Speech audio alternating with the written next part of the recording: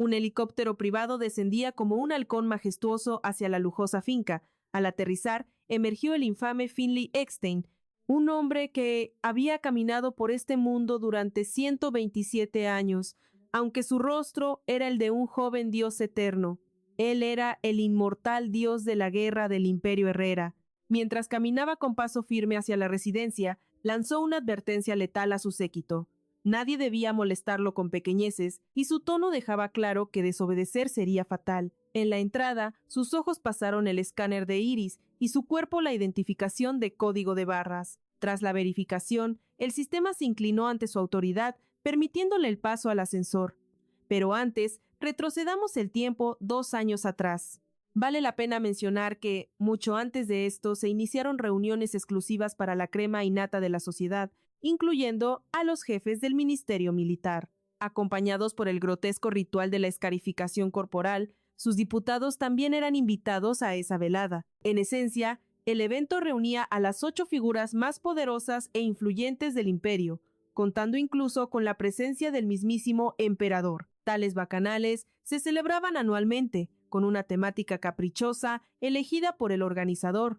Este año, la responsabilidad de orquestar el caos recaía sobre los anchos y capaces hombros de Finley Eckstein. En esta reunión, la moralidad y el decoro fueron lanzados por la ventana, mientras los asistentes se entregaban al placer desenfrenado. Ni siquiera el emperador se salvaba de la tentación. Los invitados justificaban su comportamiento, alegando que era imposible resistirse a una atmósfera tan embriagadora. Sin embargo, una sola persona permanecía firme como una estatua de hielo: Kiran Bedoya. A la edad de 293 años, este hombre de apariencia juvenil servía como primer ministro del Imperio Herrera y su poder solo era superado por el emperador. Los asistentes susurraban su nombre con reverencia, considerándolo el parangón de la compostura absoluta. Kiran Bedoya, siempre vestido de forma impecable y radiando una elegancia celestial, no podía escapar de la admiración de los aristócratas, que lo rodeaban como buitres. Cuando las miradas se desviaban hacia Finley Eckstein, comentaban con ironía que él no parecía en nada el jefe del ministerio militar capaz de orquestar reuniones tan controversiales. Pero lo más intrigante era que este hombre escuchaba cada palabra y mentalmente los descartaba como una pandilla de imbéciles. La atención de Eckstein se clavó en el primer ministro, cuya elegancia natural y mirada penetrante cautivaban a todos en la sala. Recordó haber visto a este hombre en reuniones similares.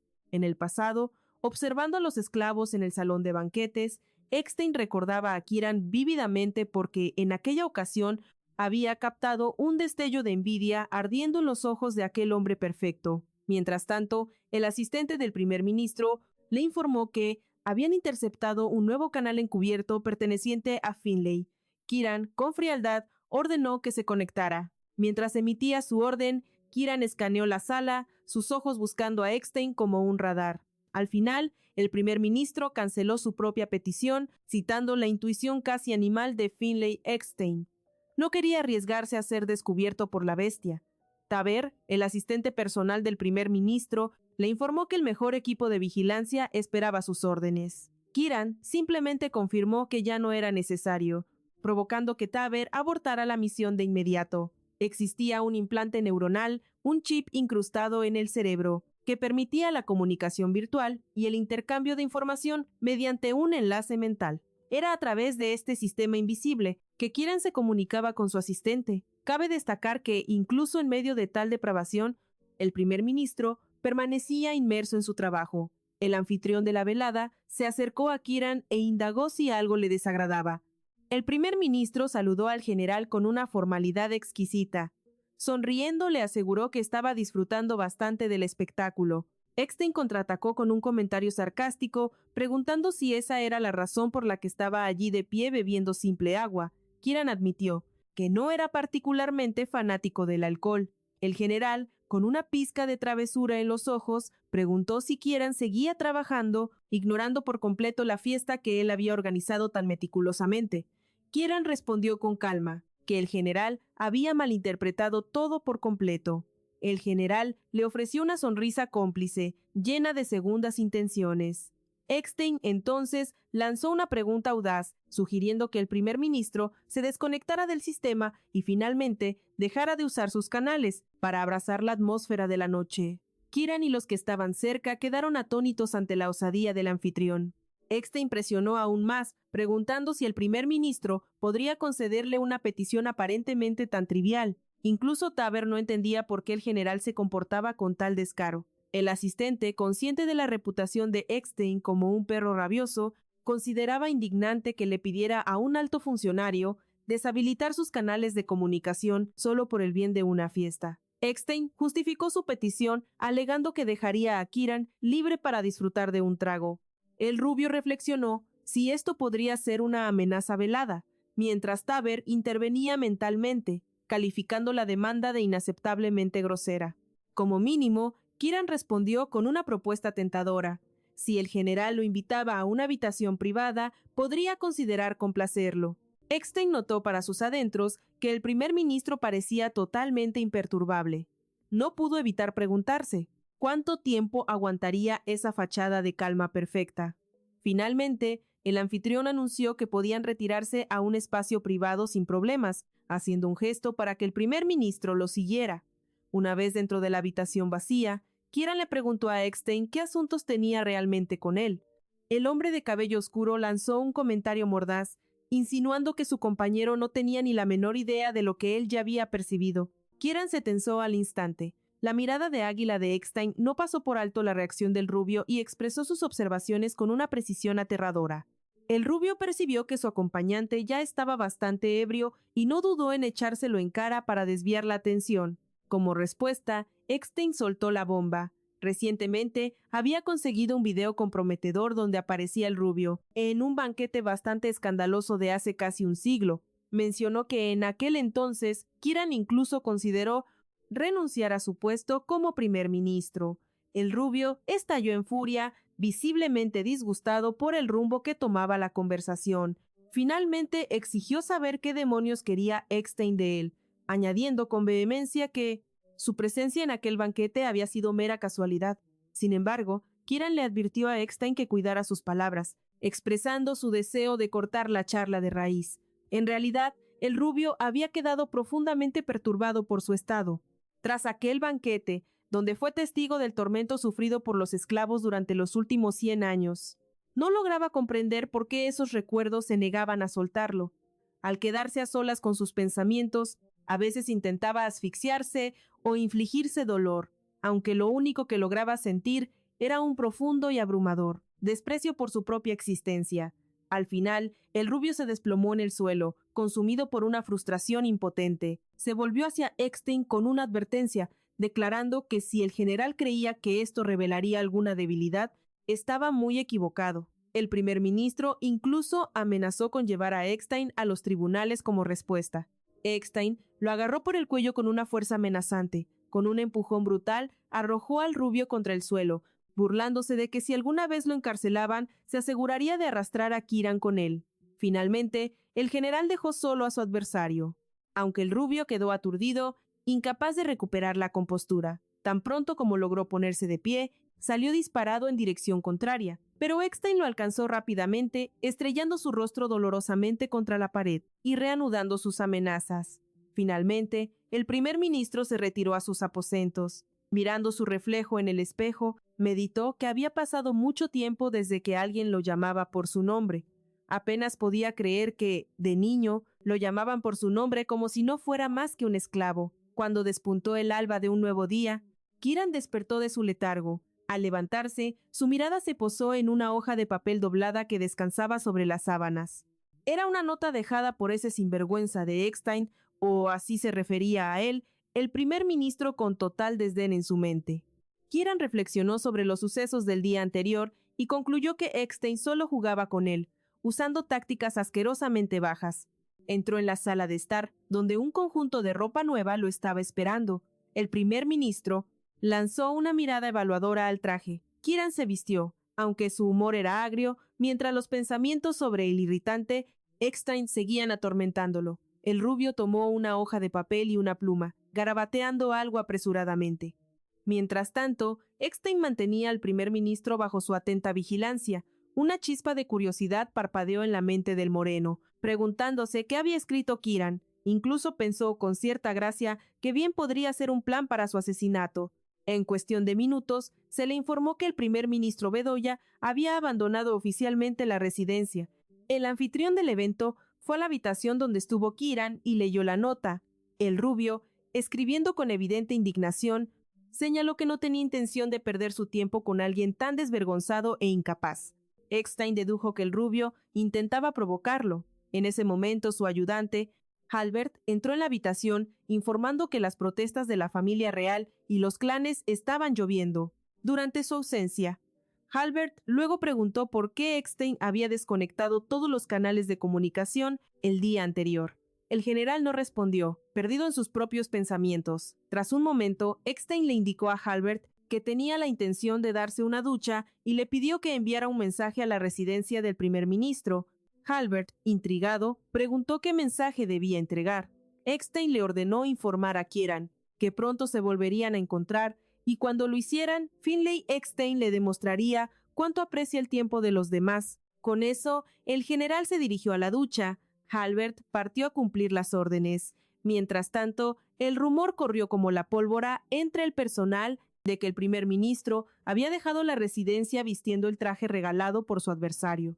Esto se interpretó como un mensaje claro. El primer ministro Bedoya había aceptado el trato propuesto por el general Finlay. Después de esto, en sus apariciones públicas, el primer ministro Bedoya mantuvo su característica frialdad, como si ningún acuerdo existiera, y rechazó todas las reuniones con el general Eckstein. A pesar de ello, él continuó. Su buzón estaba a punto de estallar. Su rival enviaba solicitudes sin parar, pero él ordenó a su ayudante rechazar cada una de ellas sin piedad.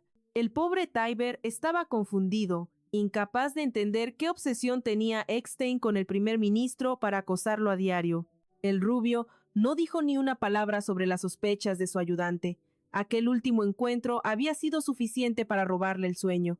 Esos recuerdos se aferraban a su mente, atormentándolo como una pesadilla que se repite una y otra vez. 3 meses después, el caos llegó. Un helicóptero privado del general aterrizó con descaro en el jardín del primer ministro. Tybert gritó, completamente escandalizado. Acusó al general de haber perdido la cabeza por ignorar sus rechazos, pero no importaba cuánto protestara el asistente. Nadie podía detener a una bestia como Eckstein. El ayudante le informó que había invadido la propiedad privada sin permiso alguno. Le recordó con veneno que aquel no era un lugar donde un simple general pudiera entrar y salir a su antojo. Pero Eckstein, con una calma aterradora, ignoró los gritos y pidió que le avisaran a Tybert de su inminente llegada. Y lanzó el ultimátum. Si Kieran se negaba a verlo, se iría. El rubio escuchó todo y, sintiendo un vuelco, dio la orden por el enlace neuronal. ¡Que lo lleven a la habitación secreta! El primer ministro se excusó, diciendo que no podía ignorar al jefe de las Fuerzas Armadas, y que una figura de tal calibre merecía atención. Tybert, sudando frío, intentó advertir a su maestro del peligro. Encerrarse a solas con ese hombre era una jugada excepcionalmente imprudente, pero Kieran, firme en su decisión, insistió en que se cumpliera su capricho. Tybert no daba crédito. ¿Discusiones secretas con el enemigo? Y en una sala blindada contra cualquier señal. Sin embargo, no le quedó más remedio que obedecer.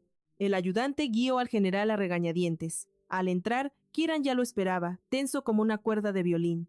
El primer ministro clavó su mirada en el general, en absoluto silencio. Eckstein, por su parte, escaneó cada detalle, notando que el rubio había adelgazado visiblemente. Rompió el hielo diciendo en voz alta que sospechaba que Kieran lo estaba evitando. El primer ministro se defendió. Mi solicitud oficial fue denegada, y añadió con sarcasmo que, para haberse tomado la molestia de venir así, el asunto debía ser de vida o muerte. Kieran cruzó los brazos, listo para escuchar, pero Eckstein sonrió con malicia. ¿De verdad no tienes ni idea de por qué he venido hasta aquí?, preguntó, y con un toque de burla le lanzó el dardo. ¿Acaso nunca te enseñaron que es peligroso jugar con fuego, primer ministro? Kieran bufó, impaciente. No tengo tiempo para tonterías. Asumo que tienes responsabilidades que atender. El general le dio la razón con un gesto, pero sus ojos brillaban con una intensidad depredadora al añadir que el trabajo no le impedía visitar a quien le diera la gana. El primer ministro, ofendido, Le pidió que no le hablara, como si fuera un niño pequeño. Eckstein soltó una carcajada. Pero si yo ya era primer ministro antes de que tú nacieras. La ironía del destino. En realidad, Kiran Bedoya llevaba un siglo gobernando, cambiando de cuerpo como quien cambia de traje, siempre manteniendo esa máscara de hielo sin importar el recipiente. La ley exigía que su belleza se mantuviera inalterable. Piel de porcelana, ojos azules y ese cabello rebelde. Siempre debía lucir igual, una estatua perfecta y eterna. Era el mismo hombre que el general había vigilado por 100 años. Pero hoy algo había cambiado en él. Eckstein podía ver emociones, sentimientos puros, casi infantiles, que jamás había visto en el rostro del primer ministro. Nunca lo había visto tan vulnerable. El rubio, temblando, le advirtió: «Lo que estás haciendo es demasiado peligroso para tu propio bien». Y entonces, la verdad salió a la luz. «Estás exponiendo todo lo que decidí abandonar y olvidar», confesó con una sinceridad desgarradora. Le suplicó al moreno que se fuera y no volviera jamás. Eckstein, fascinado, le preguntó cómo podía decirle eso, y se quedó horas allí disfrutando de la tensión antes de partir. Al terminar la audiencia, el primer ministro, caballeroso a la fuerza, lo acompañó al helicóptero. Eckstein le agradeció aquel gesto de buena voluntad con una sonrisa encantadora, como si fuera una visita social. El general se disculpó por haberle robado tanto tiempo y energía, aunque en sus ojos no había ni pizca de arrepentimiento. «Está bien», murmuró Kiran. Odiaba esa arrogancia desmedida del general, le resultaba de mal gusto, pero el moreno se mantuvo firme como una montaña inamovible. Entonces, Kiran se acercó, rompiendo su propia barrera, y soltó las palabras de despedida. «Nuestra reunión no ha sido en vano». Aquello dejó al general totalmente descolocado, y le dio el golpe de gracia al añadir: «Espero con ansias nuestro próximo encuentro». Eckstein comprendió que su contraparte era una fortaleza impenetrable, pero por otro lado, el general sonrió al darse cuenta de que no esperaba menos del primer ministro. Al día siguiente, la prensa estalló con la noticia de que el general Finlay Eckstein había hecho una visita secreta a la residencia de Kiran. Se dijo que el general y el primer ministro habían debatido asuntos urgentes y llegado a acuerdos parciales. Los ayudantes de ambos bandos no daban crédito. El general enfrentó a la prensa como un muro de hielo. Al preguntar por la cita de ayer, la respuesta fue tajante: «Alto secreto». La realidad es que ni Halbert, su mano derecha y confidente, tenía idea del chisme, que ocurrió a puerta cerrada. Eso sí, el ayudante soltó la exclusiva: pronto habría un segundo round. Días después, bajo una tormenta de nieve digna de película, el primer ministro apareció en la mansión. El rubio se hizo la víctima con Eckstein. Estaba agotado de jugar al héroe en un pueblito congelado. Según él, había logrado convencer al mismísimo emperador de enviar ayuda humanitaria. ¡Qué santo! Pero el general no tragó el cuento. Lanzó una crítica mordaz sobre esos amantes de la naturaleza, que ignoran el peligro real solo por sentirse salvajes y volver a sus raíces. ¡Qué ilusos! El rubio contraatacó rápido, diciendo que empatizaba con ellos y apoyaba su búsqueda espiritual para encontrar su verdadero yo. Eckstein prefirió morderse la lengua ante tanta cursilería. Tras el té, el primer ministro se puso serio, sugirió ir a un cuarto privado para una charla profunda. El dueño señaló el camino y el pobre Halbert se quedó con cara de signo de interrogación otra vez. Solo había escuchado charla trivial. No entendía nada, su mente no logra procesar. ¿Qué clase de negociación requiere tanta intimidad y secreto entre esos dos titanes? La curiosidad lo estaba matando. Necesitaba saber de qué diablos hablaban en privado, especialmente porque ese primer ministro es, básicamente, el enemigo público número 1. Halbert estaba en alerta máxima. Mientras tanto, Kiran sentía los pasos a su espalda como una amenaza. Tac, tac, tac. El sonido de los tacones era una sentencia. Sin mirar, sentía el aura asesina del general. Esa presencia oscura lo envolvía por completo. De vuelta a casa, el general le soltó la bomba a su ayudante. ¿Entendí bien? ¿El dueño de la villa del primer ministro Bedoya es un tal Rosario Boyce? Halbert confirmó: sí, el hacker sin rostro. Eckstein empezó a atar cabos sospechosos. ¿Y si el rubio usa un alias? Sería un disfraz demasiado barato para alguien de su nivel. El general olía una trampa detrás de esa invitación a la villa, pero, pensándolo bien, era una jugada demasiado obvia para el astuto primer ministro. El helicóptero de Eckstein ya aterrizaba. Llegaron a la guarida de Kieran. El general mandó a su ayudante al lobby y entró. Ahí estaba el anfitrión, hipnotizado por el fuego de la chimenea. Eckstein rompió el trance. «Perdón por la demora», dijo con falsa cortesía. Aunque Bedoya lo invitó, su cara decía otra cosa. Parecía un protagonista de tragedia griega, a punto de colapsar. El general, tan sutil como siempre, se lo señaló. El rubio se ofendió. «Esas palabras no le quedan a un inmaduro como tú». Eckstein fue al grano. «¿Rosario Boyce es un nombre falso?» Kieran lo negó todo y soltó la verdad dramática. «Ese nombre pertenecía a mi primer amo». Nervioso, el rubio clavó su mirada en él, esperando ver el impacto de su confesión. «¡Cri, cri!». Silencio total. El general ni parpadeó. ¡Qué frialdad! En ese instante el rubio pensó: «¿Es posible que solo yo esté temblando aquí? ¡Qué injusto!». Mientras tanto, el general observaba. Los ojos del primer ministro estaban húmedos y sus pupilas azules vibraban de pura ansiedad. Eckstein ordenó con voz de mando: «Deja de morderte la lengua cada vez que tienes miedo». Y entonces, ¡zas! Con una bofetada amistosa pero brutal, le volteó la cara sin piedad. Con Kieran en el suelo, el general dictó sentencia: «Baja esos humos y responde con respeto». El rubio sabía que su cuerpo dolorido estaba maldito. El general seguía lanzando veneno verbal. El primer ministro aguantó en silencio sumiso. ¡Paf! Otro golpe y él seguía sin defenderse. Cerró los ojos, dejando que su mente flotara en la nada. El general exigió: «¿Por qué actúas así?». «Me mareé», mintió el rubio. Eckstein sospechó que estaba enfermo, y cómo no estarlo con esa tensión. Al día siguiente, en el informe imperial, el actor había vuelto a escena. Eckstein notó que el primer ministro traía puesta su máscara habitual, esa de hombre poderoso del imperio Herrera.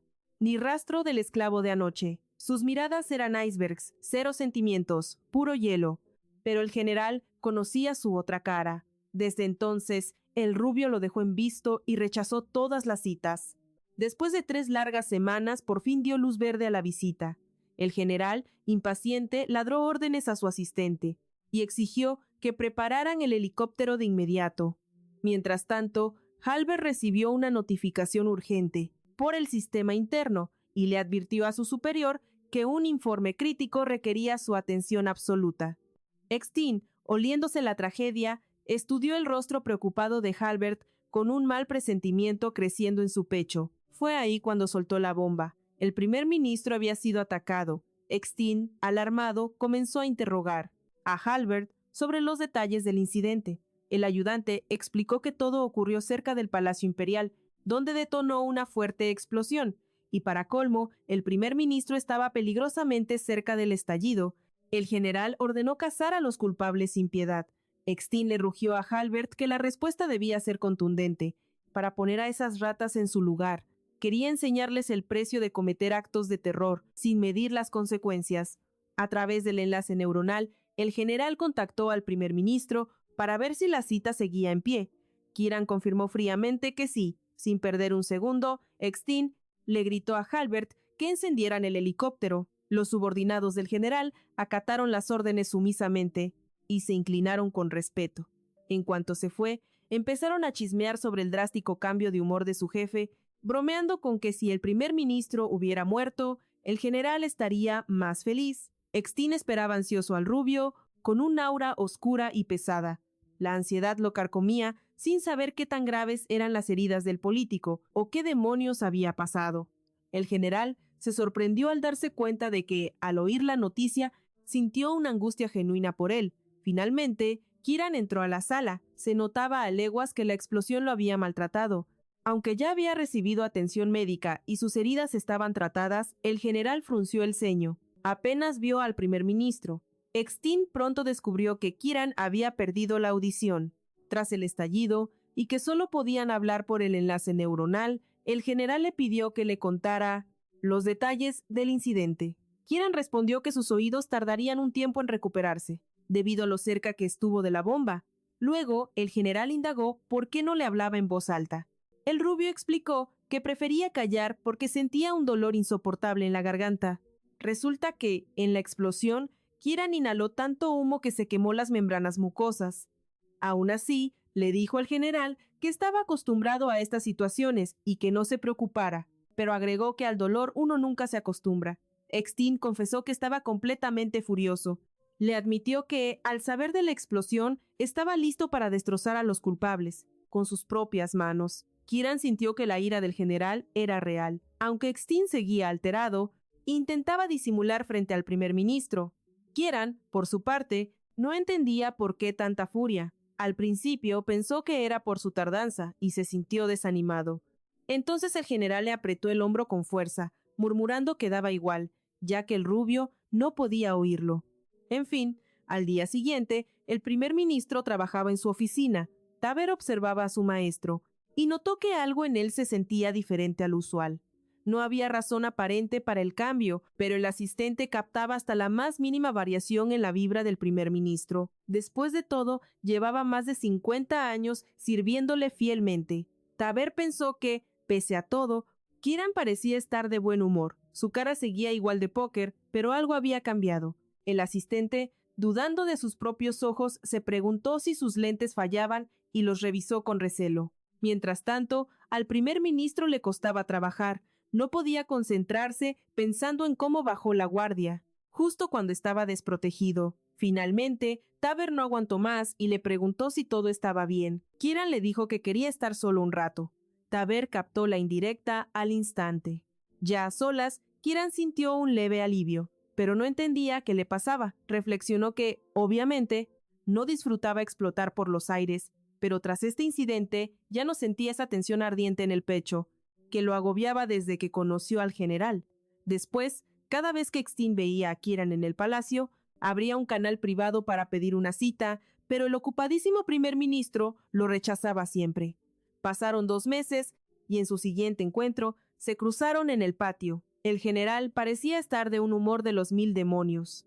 El general pasó de largo ignorando olímpicamente al rubio, aplicándole la ley del hielo total.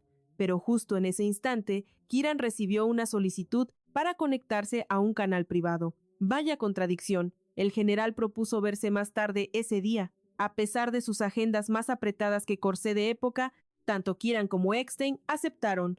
Discutieron la ubicación del encuentro clandestino y llegaron a un acuerdo mutuo.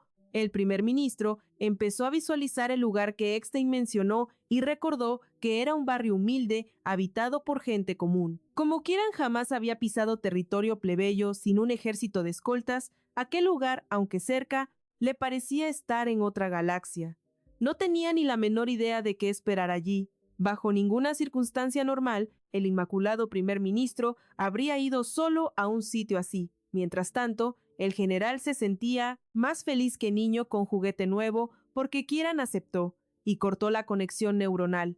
La noche cayó, trayendo consigo la hora de la cita, tan esperada entre la frialdad política y la fuerza bruta. Eckstein llegaba tarde, pues un reporte urgente lo había tenido atado. Antes de entrar, se detuvo a recuperar el aliento, decidido a que Kieran no viera, que había corrido como desesperado por él. Al entrar, Eckstein preguntó con falsa calma si el rubio había esperado mucho. Kieran respondió que acababa de llegar. ¿Mentira piadosa o no? El rubio notó que la vivienda estaba amueblada sin ningún lujo. Admiró la simplicidad y practicidad del diseño. Para él, esa casa era el reflejo exacto del alma del general. Eckstein, al ataque, preguntó qué mantuvo al primer ministro tan ocupado estos 2 últimos meses, como para dejarlo en visto y no responder sus solicitudes. Kieran, tal vez tentando a la suerte, le echó en cara que el general también había estado ocupado. En algún punto, Kieran concluyó que Eckstein había perdido la cabeza por completo. Veía al general actuar imprudentemente, como si su precaria posición le importara un comino. Después de todo, Eckstein estaba en el ojo del huracán de los conflictos militares, mientras que el primer ministro, por el contrario, cargaba con el peso de mantener la paz en todo el imperio Herrera, como correspondía a la segunda figura más poderosa. Después del emperador, aunque compartían ciertas filosofías de vida, eran polos opuestos en todo lo demás. Kieran solía escuchar sobre las locuras audaces de Eckstein, lo que le hacía pensar que el general era totalmente incapaz de controlarse. A veces no podía creer que este demente fuera el jefe del departamento militar del imperio. Cuando Eckstein le dijo que se fuera esta vez, Kieran pensó que sería su despedida final. El general, por otro lado, asumió que el primer ministro pronto intentaría destruirlo sin piedad.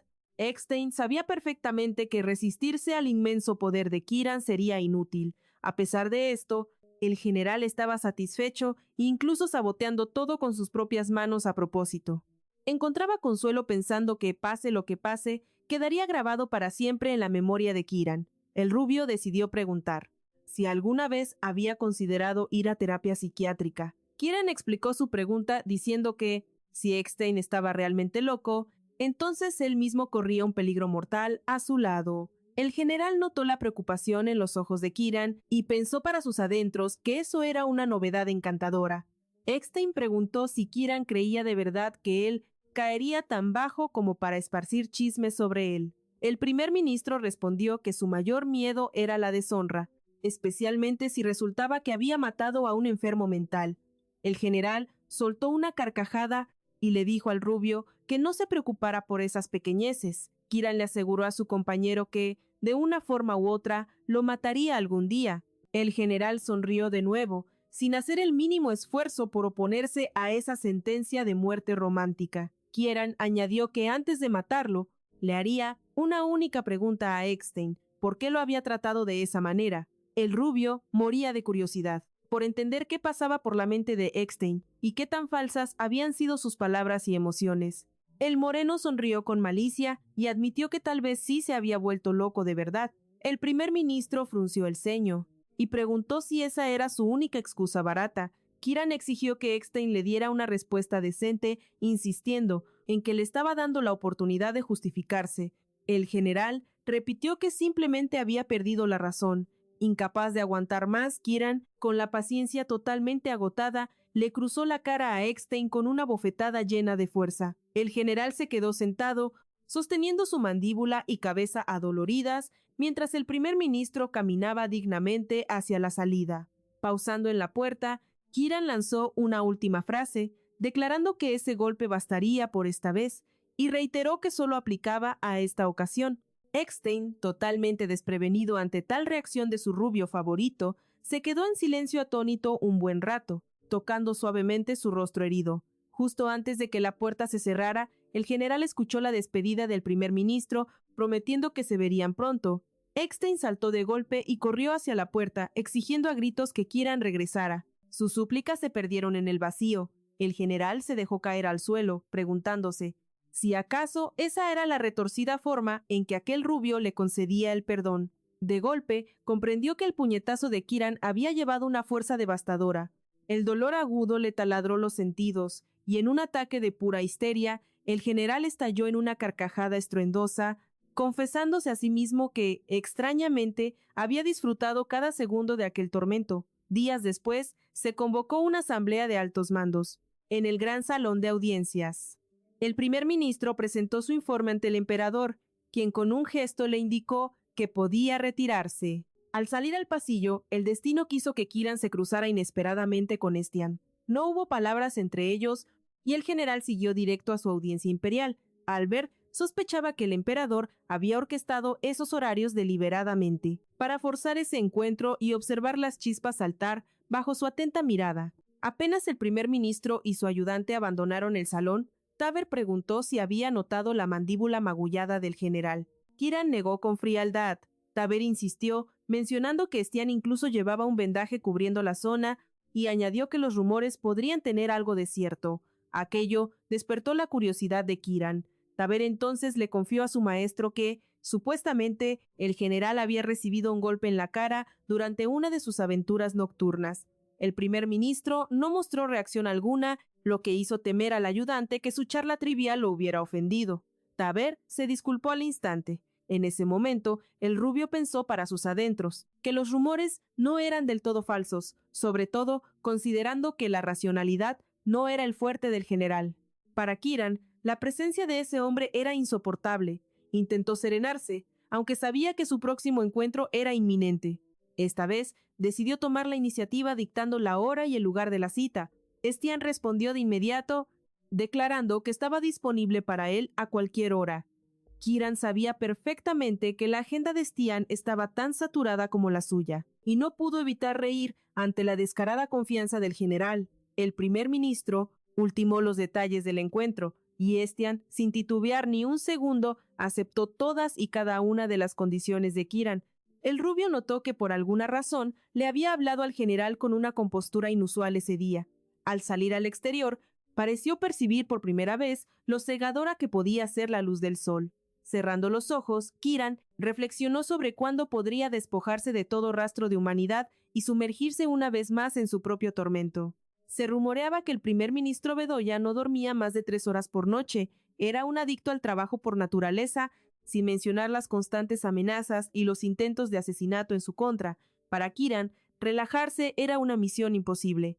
Rara vez lograba un descanso digno, pero hoy había dormido profundamente y sin preocupaciones durante más de 10 horas. Por otro lado, Estian admitió para sí mismo que buscaba demasiadas justificaciones para mantener una amistad con un adversario político al que alguna vez había despreciado con toda su alma. Cabe destacar que Kiran poseía un cuerpo de élite, capaz de resistir incluso la radiación, aunque a simple vista pareciera asombrosamente frágil. Kiran despertó al caer la tarde, dándose cuenta de que había dormido desde la mañana hasta el anochecer. Estian, que había ido a pasar las vacaciones con él, comentó que casi pensó que estaba muerto. El rubio replicó que eso jamás le había ocurrido, ni siquiera cuando pasaba 3 días enteros sin pegar un ojo. El general sugirió dar un paseo nocturno. Se adentraron en el bosque, parte de las tierras ancestrales de Kiran, heredadas de generación en generación, aunque él nunca había encontrado tiempo para recorrerlas con calma. Su vida siempre había sido devorada por el trabajo. Antes lo veía como un lugar estéril lleno de árboles y tierra, pero ahora Kiran podía ver su belleza. Estian lo observaba desde la distancia con el ceño fruncido, pensando que Kiran probablemente se burlaría de él, si supiera que evitaba mirarlo a los ojos por miedo a su gélida frialdad. Kiran reflexionó sobre lo joven que parecía su acompañante. Incluso se preguntó si Estian alguna vez había cambiado de cuerpo. Entendía que casi todos soñaban con un físico poderoso, un rostro imponente y, por supuesto, la prestigiosa posición de comandante supremo de todo el ejército. Lo que Kiran no lograba comprender era por qué el general arriesgaba todo en nombre de su amistad, y así, dejando atrás las dudas, ambos caminaron por el bosque en silencio, sin querer perturbar la calma, ni hacer añicos la noche eterna que los rodeaba. Llegó el día siguiente. Kiran despertó descansado, aunque con un leve dolor de cabeza. Su compañero, el general, se había levantado temprano para explorar la cocina, solo para descubrir que no había ni una botella de agua. Era obvio deducir que esa cocina jamás había sido usada. Estian recurrió a buscar en línea el supermercado más cercano. Llamó a la tienda y ordenó una variedad de víveres a domicilio. El personal del supermercado le informó que la entrega llegaría en un par de horas. El general chasqueó la lengua, nada complacido con la respuesta. Su plan maestro era tener todo impecable antes de que el primer ministro abriera sus ojos. Aún así, Shin aceptó la espera a regañadientes, pues esas provisiones eran cuestión de vida o muerte, y, siendo honestos, su propio estómago exigía un desayuno digno. Se dejó caer en la silla, clavando la mirada en esa cocina desolada y fría como un páramo. Una duda asaltó la mente del general. ¿De qué se alimentaba siquiera el gobernante del imperio? Un ceño fruncido oscureció su rostro. De repente, la fragilidad de cristal de su amigo cobró un sentido aterrador. Shine llegó a una conclusión lógica. Era posible que Kiran viviera del aire. La idea de que no comía nada se instaló en su mente. Justo entonces, el dueño de la casa entró y cuestionó la presencia del intruso en su cocina. Shine respondió con indiferencia que solo descansaba, pero contraatacó preguntando qué solía comer el rubio. La respuesta de Kiran fue un seco y vacío. Nada. Para Shine, aquella confesión no fue una sorpresa, sino una triste confirmación. Kiran, a la defensiva, le lanzó una pregunta afilada. ¿Por qué te importa tanto?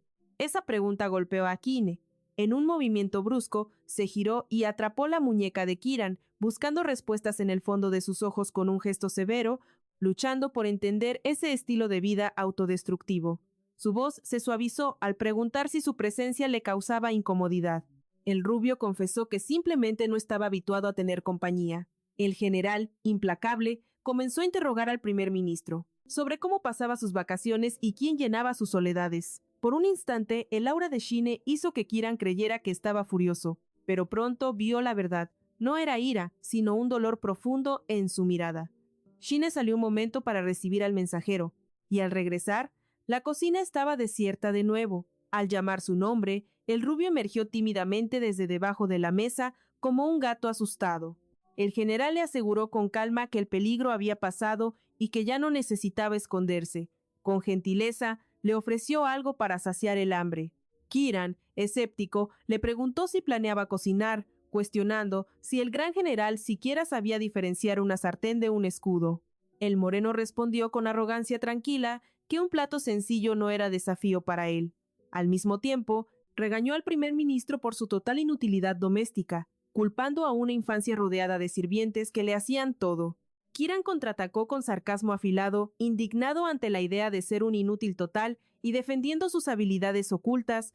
El rubio declaró con orgullo que podía preparar café. El general soltó una carcajada, comentando que ahora todo tenía sentido. Era obvio por qué estaba en los huesos. El rubio estalló, acusándolo de hablar igual que una niñera fastidiosa. Ignorando la queja, Shine sugirió preparar un omelette para el anfitrión, lanzando la pregunta de si Kiran alguna vez había probado la comida de los simples mortales. El rubio, tocado en su orgullo, insistió ofendido en que claro que había degustado tales manjares.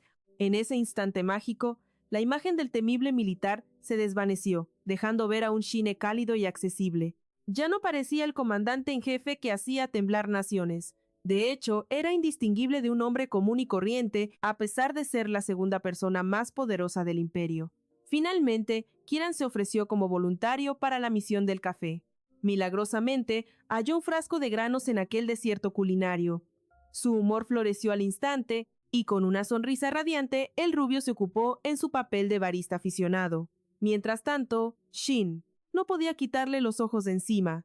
Hasta ese día, solo conocía la mirada gélida e indiferente de Kiran. Pero ahora, el general descubrió calidez y paz en los ojos del primer ministro. Sintió el temor de que, si parpadeaba, esa imagen se desvanecería. Por otro lado, la gratitud inundó su pecho al ser testigo del verdadero Kiran, una faceta reservada solo para estas cuatro paredes. Shine no escatimó en elogios al ver la destreza con la que Kiran manejaba la preparación de la bebida estimulante. El rubio devolvió el cumplido al ver cómo el general dominaba el omelette. Shine confesó que había aprendido el arte culinario, observando a su madre cuando era niño. El moreno comentó con desdén que las cápsulas de nutrientes servían para sobrevivir, pero carecían de alma y sabor. Añadió que jamás las consumía, comparándolas con pienso para ganado. Ya durante el desayuno, Shine le confió a Kiran que había evitado el intercambio de cuerpo físico hasta cumplir los 40 años, momento en que la enfermedad lo venció. El general admitió su propia terquedad, recordando que el final llegó tan rápido, que apenas guardaba memoria de ello. Luego, con cautela, preguntó por los padres de Kiran. Para el rubio, ese tema era un campo minado. Hablar de intercambios corporales en la mesa le parecía grotesco, pero decidió explicarse. Reveló que casi todo lo que sabía de sus progenitores provenía de los noticieros, admitiendo que jamás tuvo la oportunidad de conocerlos. Kiran compartió que tenía un medio hermano y que su madre le había regalado una isla entera, o eso afirmaban las noticias. El general sonrió para sus adentros. Definitivamente, vivían en mundos con escalas de realidad muy diferentes. La voz del rubio se apagó al revelar el suicidio de su madre y la muerte accidental de su padre. Señaló que, aun con los cambios de cuerpo, la esperanza de vida rondaba los 200 años. Kiran comprendía esa verdad amarga, sintiendo que su existencia ya se había prolongado demasiado. El general, mirándolo fijamente, le preguntó cuáles eran sus intenciones. Kiran negó rotundamente cualquier intención de acabar con su propia vida. Eystein le aconsejó evitar accidentes desafortunados, pero Kiran, por alguna extraña razón, estaba seguro de que un día sería asesinado. Con tantos enemigos acechando, su final violento era inevitable. Además, hacía mucho que estaba listo para abrazar a la muerte. Su única esperanza era que su partida luciera como un simple y trágico accidente. Al rubio le repugnaba la idea de convertirse en el chisme del pueblo tras su muerte. Deseaba, más que nada, dejar de hablar de temas tan lúgubres. Así que Kiran decidió no gastar más saliva en esa charla y simplemente se dejó arrastrar hacia el mundo de los sueños. Eystein concluyó que su conversación había dejado exhausto al primer ministro, aunque por otro lado, tal vez fue una sutil demostración de que, en el gran esquema del destino, no significaban nada el uno para el otro. Finalmente, Kieran se levantó de la mesa, agradeciendo a Stein por el delicioso desayuno. El general sintió una punzada de decepción, notando que el rubio apenas había probado bocado. Stein procedió a lavar los platos mientras reflexionaba sobre lo sucedido en la mesa. Se dio cuenta de que Kieran desviaba la atención con maestría cada vez que quería evadir ciertos temas espinosos. El general intuyó que Kieran simplemente no deseaba compartir los oscuros detalles de su historia personal, pero, si fuera honesto consigo mismo, Stein ardía en deseos de descifrar el enigma que era ese hombre. Aún así, el moreno sabía muy bien que presionar demasiado solo haría que Kieran se encerrara más. Por otra parte, Stein pensó que, aunque el rubio huyera, jamás podría borrarlo de su memoria. Se descubrió anhelando una amistad genuina. Con Kieran, simplemente pasando el tiempo juntos sin esfuerzo, disfrutando de la cálida compañía del otro y charlando de trivialidades con el corazón ligero. El general se rió de sus propios pensamientos, etiquetándolos de ridículos. A pesar de todo, deseaba que sus sueños fueran mutuos, aunque sus posiciones de poder hicieran que tal cercanía fuera casi imposible. Stein decidió que, al final de sus vacaciones, pondría las cartas sobre la mesa y aclararía su relación con Kieran. Sin embargo, la ansiedad comenzó a devorarlo, hundiéndolo en pensamientos pesados. Cuando el manto de la noche los cubrió, el general descubrió que Kieran estaba ardiendo en fiebre. El rubio insistía en que estaba bien, aunque Stein tuvo que usar todos sus recursos para estabilizar la temperatura del primer ministro. Stein se culpaba por lo ocurrido, sintiendo que había fallado en cuidar a un ser tan delicado. Cuando el general vio que Kieran recuperaba un poco el color, sugirió que hablaran, aunque estaba convencido de que el rubio no le diría la verdad. Para su sorpresa, Kieran declaró que él también quería indagar en el pasado y la mente de Stein. Stein comenzó su relato, contando cómo tras la muerte de su madre se unió al ejército siendo un huérfano solitario. No tenía otra opción. Al menos el ejército le garantizaba un plato de comida y un techo sobre su cabeza. Allí a nadie le importaba su origen, y pronto fue enviado al frente de batalla. No tardó mucho en darse cuenta de que la guerra era su verdadero hogar. Entre el barro y la sangre encontró una oscura satisfacción al eliminar a sus enemigos.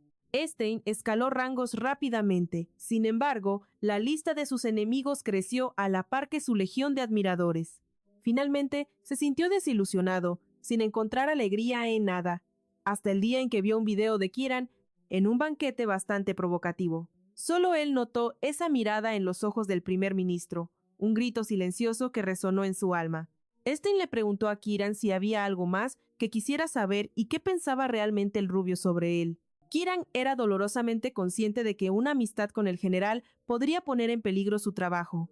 Había fronteras que no debían cruzarse. El rubio pensó que Stein no reveló nada, pero parecía haberle entregado todo su ser. Tras reunirse con el primer ministro, Stein se sintió abatido por no haber logrado una conversación profunda. El general incluso se preguntó si a Kieran le importaba en lo más mínimo que pasaran esas vacaciones de invierno juntos. Por otro lado, el primer ministro Bedoya era famoso por su devoción incansable al servicio público. Stein se atrapó pensando que no quería ver a Kieran como un alto funcionario.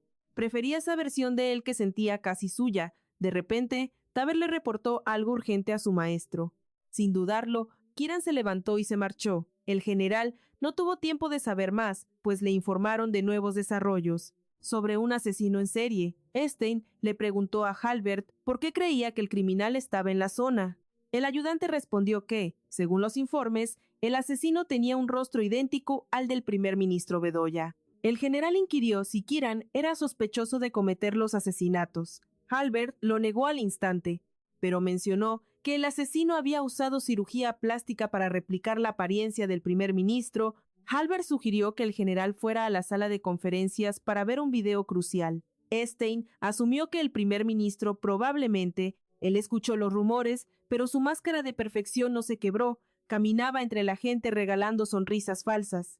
Halbert, siempre calculador, notó que aunque esto manchaba al primer ministro, era una jugada maestra para su propio bando. El video comenzó a rodar, una pesadilla en pantalla donde impostores con el rostro del líder torturaban sin piedad.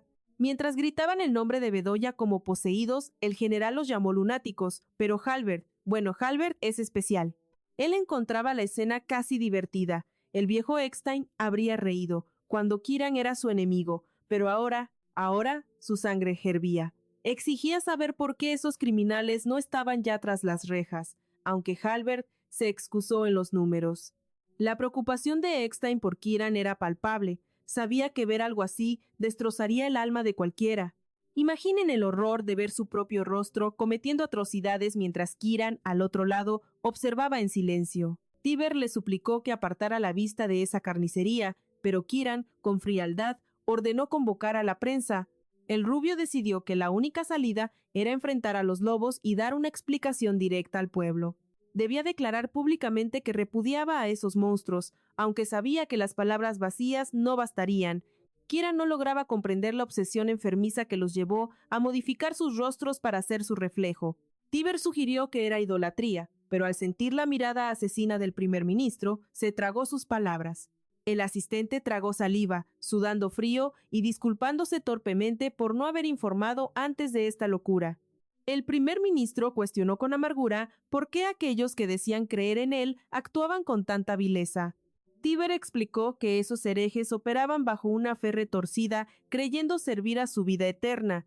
Era una ceremonia ritual, un sacrificio de sangre donde la víctima era solo una ofrenda viviente. Sin embargo, algo en el interior de Kieran se agitó, una perturbación oscura que no lograba identificar. Sentía como si su propia oscuridad hubiera sido expuesta al mundo. Eckstein interrumpió su tormento mental con una llamada. El general quería verlo el fin de semana. Kieran, perspicaz, supo de inmediato que él también había visto el video. Se negó rotundamente, convencido de que a Eckstein no le importaba en absoluto, pero el general quedó devastado por el rechazo. Halbert, oportuno, le informó sobre el funeral de la víctima de los fanáticos.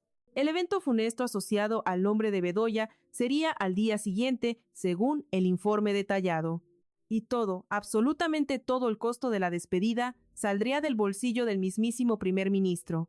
El general reflexionó con tristeza. Había pasado casi un mes entero sin ver el rostro de Kieran. Las fiestas invernales pasaron en soledad, ahogados en trabajo y asesinatos, sin un solo mensaje de Kieran. El escándalo crecía como una bestia hambrienta, alimentado por rumores de que era un ejército privado de Bedoya. La presión obligó a la segunda figura más poderosa del imperio a dar la cara ante una ciudadanía aterrorizada. El primer ministro inició su discurso, parándose con firmeza ante las cámaras del mundo. Juró no tener vínculos, ni reuniones, ni la más mínima relación con ese grupo de dementes.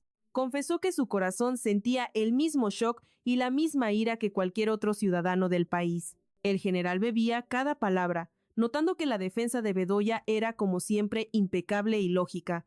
Su expresión en la pantalla era hielo puro, indiferente, pero los ojos de Eckstein veían más allá. Leyó una mezcla desgarradora de arrepentimiento, furia contenida y una ternura que solo él podía notar. Esas emociones vibraban en el aire, visibles para quien se atreviera a mirar el alma de Kieran. Cada gesto y cada palabra marcaban un abismo de diferencia entre el noble líder y esos fanáticos salvajes. Para Eckstein, Kieran lucía como un faro de calma y bondad, preocupado genuinamente por su gente. El general sintió que Bedoya era la encarnación de la compasión, un discurso diseñado para abrazar a la nación. Algunos verían una fachada política, pero el general estaba seguro, ese era el verdadero Kieran. Ahora, Eckstein estaba hecho un lío, con los pensamientos enredados en un nudo de emociones confusas. Perdió el hilo del informe de su asistente hasta que Halbert anunció el fin de la sesión. El general comenzó a cuestionarse. ¿Había sido demasiado duro con su amigo en el pasado? ¿O tal vez el primer ministro había sido demasiado gentil con él? La duda lo carcomía. Atrapado en sus cavilaciones, tomó una decisión radical. Debía ver al rubio cueste lo que cueste. Anunció que asistiría al funeral de la víctima. Y Halbert, por supuesto, exclamó con entusiasmo. Fue una decisión exquisita, admitió con una sonrisa ladina, asegurando que no existía nada más. Interesante que tener asientos de primera fila para semejante drama. El general confirmó que su instinto no le había fallado, y así dio inicio la ceremonia del adiós para el joven que cayó ante los fanáticos. Las lágrimas de familiares y amigos fluían como ríos, unidos en un dolor desgarrador. Mientras tanto, el primer ministro subió al podio con una elegía cargada de sombras. Suplicó a los presentes honrar la memoria de esas almas inocentes sacrificadas en el altar de creencias retorcidas.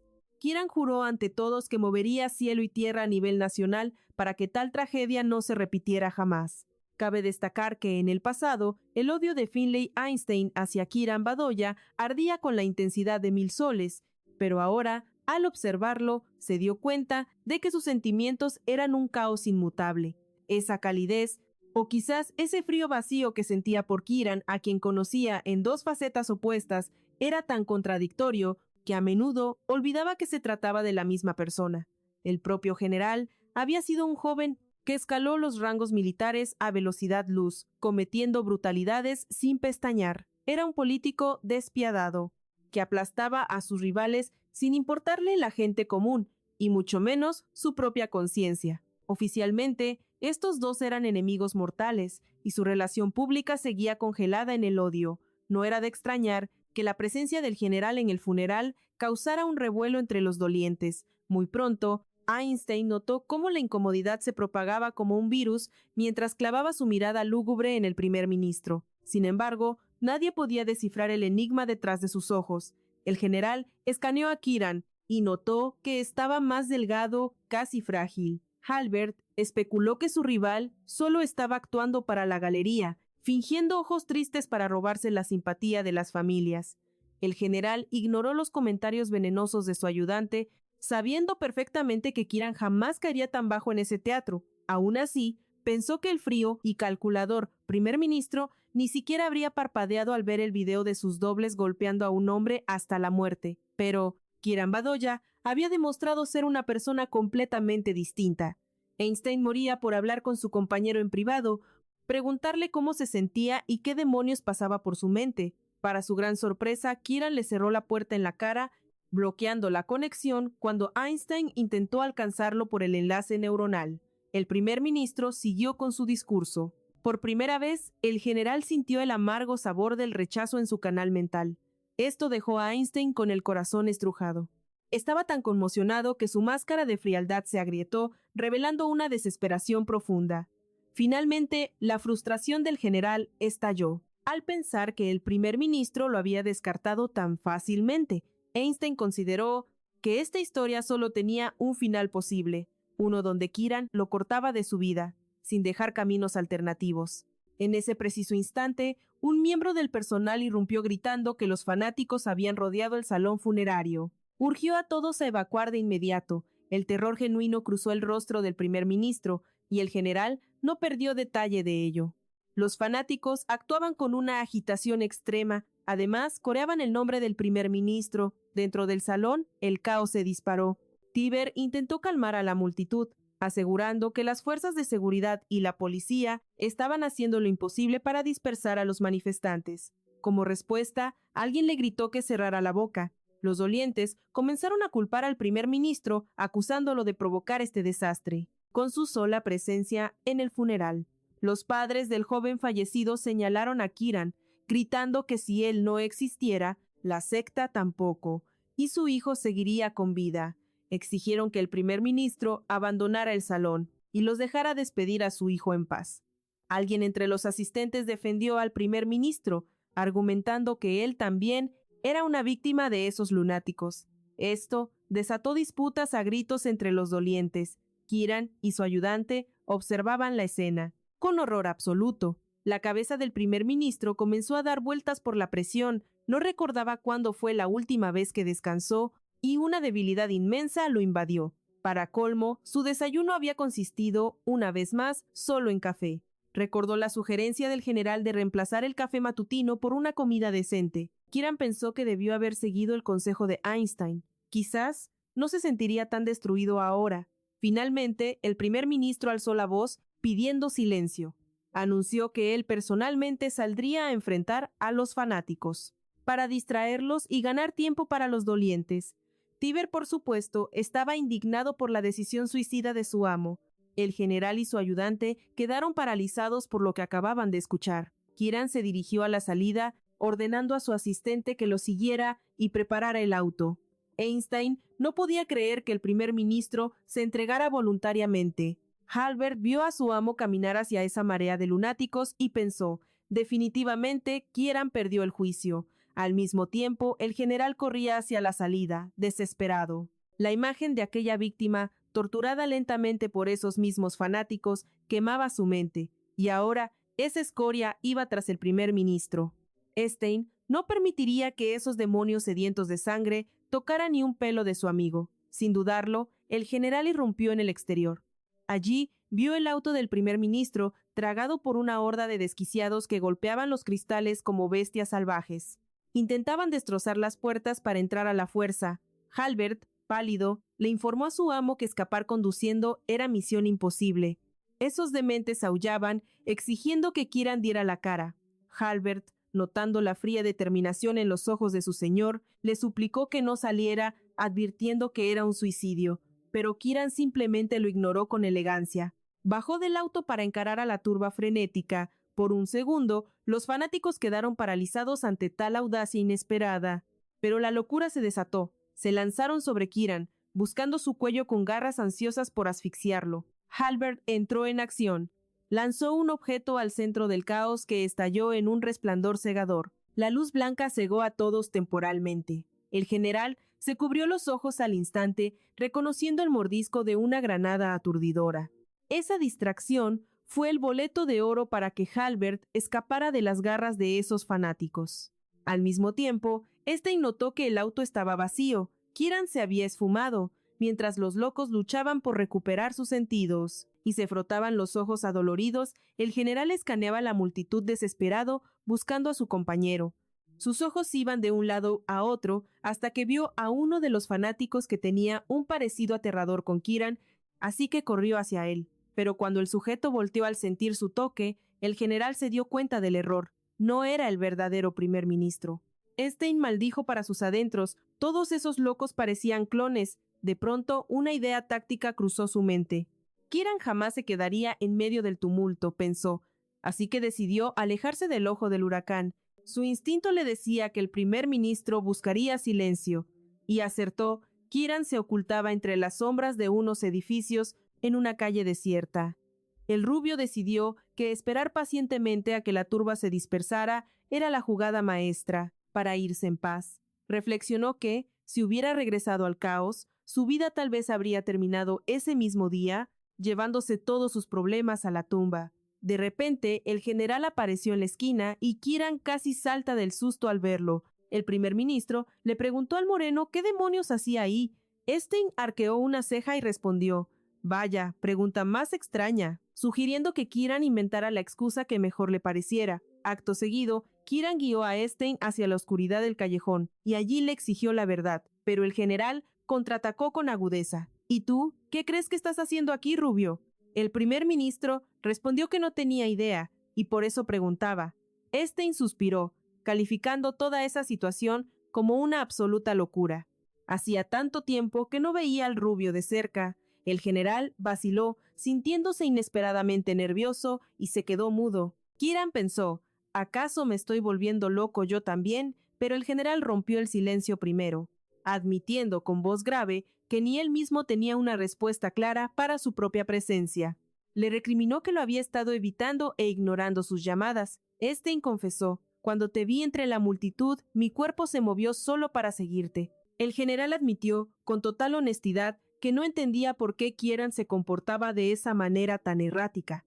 El primer ministro pudo ver un destello de genuina preocupación en la mirada de Stein. Stein, impaciente, exigió saber la razón detrás de esa actitud distante.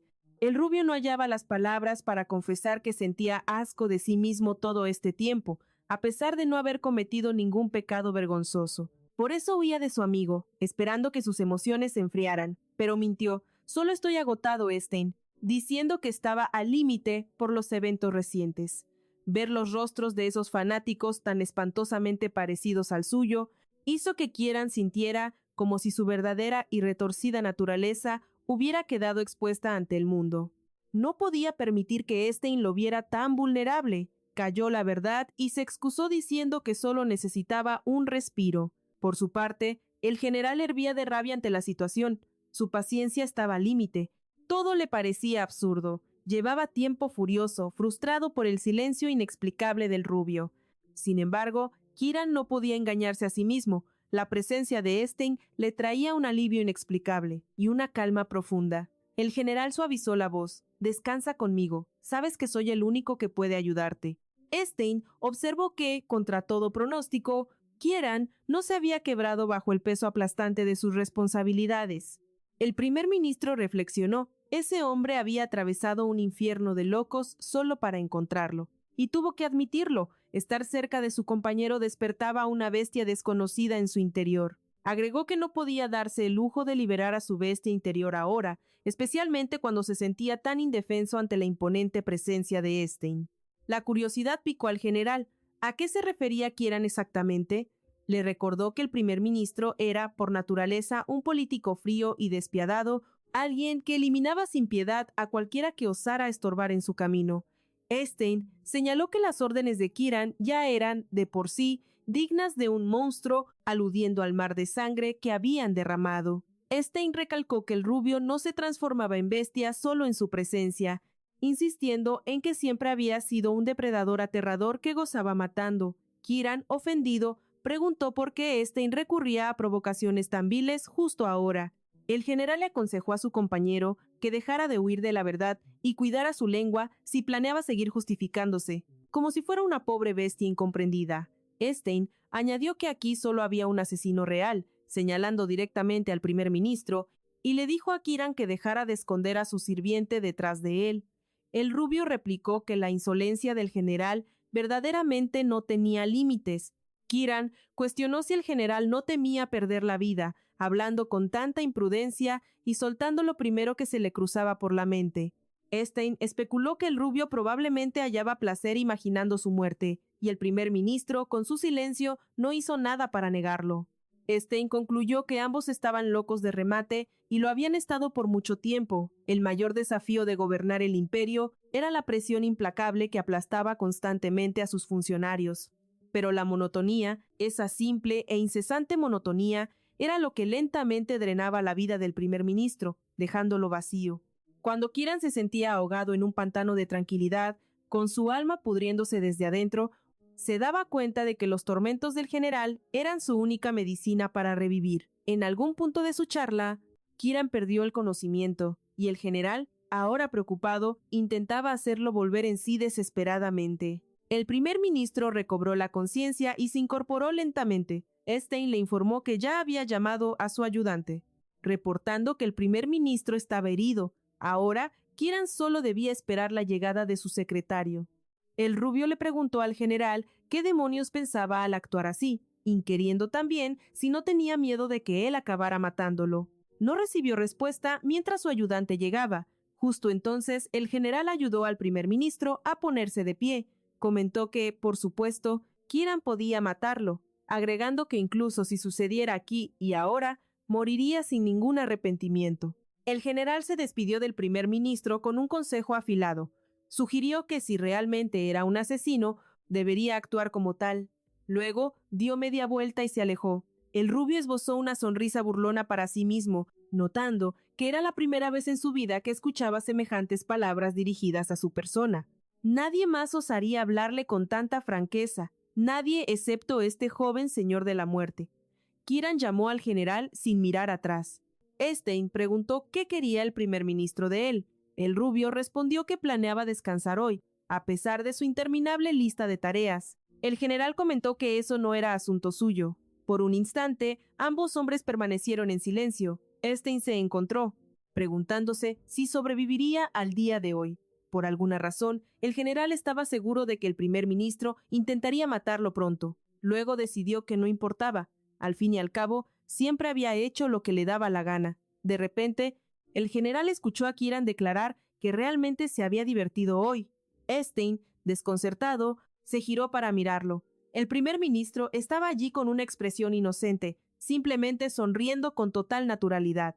Esto levantó una ola de sospechas en el general. Kieran confirmó que había apreciado genuinamente su reencuentro.